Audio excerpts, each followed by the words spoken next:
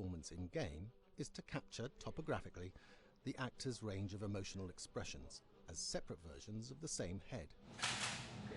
Every tiny nuance gets digitized and merged, effectively creating a model that can recreate every facial movement that the actor makes.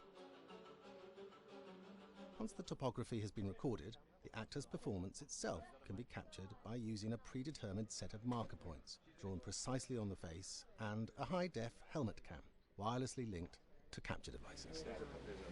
The camera is the small box where it looks like the microphone should be. Outro Sam. Mark. It records in high def the movement of the dots throughout the performance that will drive the expressions captured earlier. Unlike other systems, this form of capture is far less lossy because there are fewer interpretations between performance captured and performance rendered finally in-game. The audio is also recorded via two separate lavalier mics attached to the helmet. It takes a while for the actors to acclimatize to carrying around the recording devices and the helmet cams, but very soon the shoot becomes similar to any other effects shoot or a green screen shoot. The actors in these scenes are only recording facial animation, but use cursory body movements for pacing. Wait, and maybe we should all stick together and find everybody and make sure that we're all okay, so... 1-1, the year before the prank. Take 2, Mark. Other than the other actors, they have to use their imagination for everything and everywhere that they are supposed to be seeing and feeling. Idiot! So dumb! From a hot midday studio in Los Angeles to a freezing midnight mountain in British Columbia.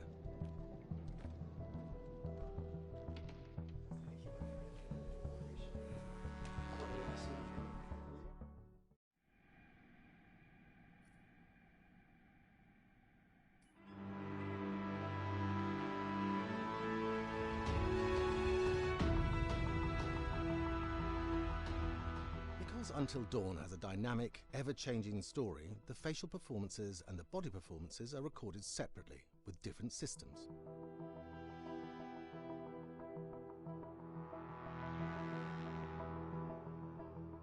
With the body capture, we use reflective bead suits and an infrared camera matrix system that drives the CG bone hierarchies in our character models. These performances cover everything from character locomotion, scene-specific performances, and stunt work, most of which was recorded at studios in Pinewood and Shepperton, near London. Anna! Hello? Combining all the elements seamlessly in the final game becomes a formidable editing and logistical task. Every variation, both physical and emotional, must be combined in these multi-edits.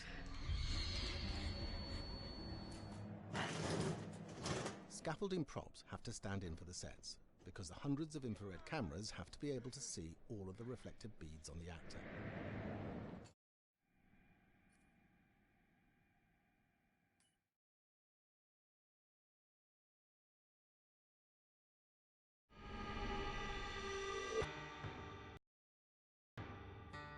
America's Northwoods border region. Within this land of 10,000 lakes and miles of dense timber, a hideous creature is believed to lurk. The North Woods is probably one of the last frontiers in America. There's still a lot of places in this area that hasn't been set foot by man. Monsters and mysteries exist here because it is remote. Up in the North Woods, winters are long. In times of biting cold and isolation, a devouring monster is believed to come forth. It's terrorized native people for generations. Growing up, I was told, like, don't go outside, the Wendigo will get you.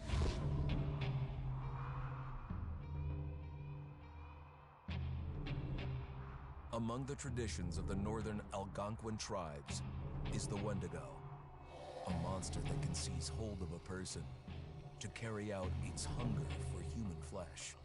Many Native Americans fear even talking about this Wendigo, and even the mention of the name will let the Wendigo find out where you are, and it will open you up to be possessed by this Wendigo. The most famous case of a Wendigo possession took place in 1879. in the deep woods outside of Edmonton, Alberta. Swift Runner, a Cree Indian, was a trapper and a guide. He had left town the previous autumn with his wife, 6 children, and his mother. But when Swift Runner returned in spring, he was alone. Swift Runner came into a nearby village telling this heartbreaking tale I had to watch them starve to death. of his family being killed by starvation, and that he was the only survivor. My whole family gone. It wasn't hard to understand a family falling victim to a brutal winter. To even not. Yet something was suspicious about Swift Runner. Think of as food. He was a strapping man, and he came into town weighing over 200 pounds. It didn't look like somebody who had just weathered a terrible winter. He wasn't malnourished, didn't look like he was starving. He looked healthier than ever. After a few nights, it became clear that something was wrong. He started having night terrors, screaming in his sleep. I am the Wendigo. Villagers alerted the police. Swift Runner actually guided them back to his winter cabin.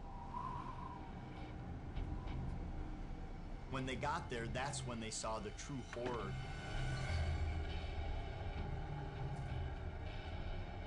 Human skulls were scattered around, many bones, some of which had been snapped in half, and the marrow inside had been drained. They had never seen anything like it. Swift Runner had killed his entire family, shooting them, hitting them with an axe, strangling, and then eating most of their bodies.